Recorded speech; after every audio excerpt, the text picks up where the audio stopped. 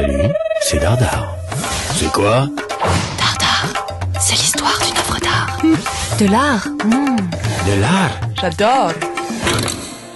Le tableau que vous avez sous les yeux n'est pas un tableau comme les autres. Au milieu du XVIIe siècle, cette demeure d'un Labrador au Brésil, parce qu'elle était signée du Hollandais Frans Post, faisait autant d'effet qu'il y a une quarantaine d'années les premières photos de la Terre vues de l'espace. C'était un document exclusif.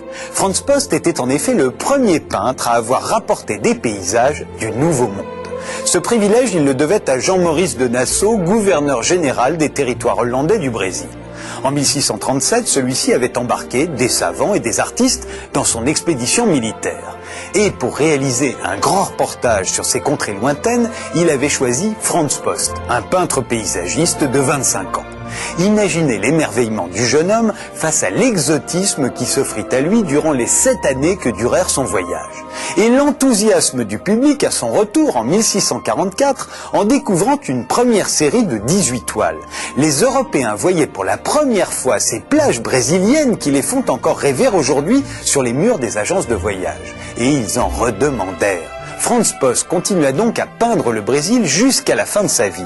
Cette demeure d'un planteur de canne à sucre, par exemple, a été terminée en 1655, d'après son carnet de croquis. Mais c'est bel et bien le Nouveau Monde, avec ses contrées immenses, ses vastes plantations et ses ribambelles d'esclaves travaillant pour leur maître le Labrador. Du grand reportage signé Frans Post.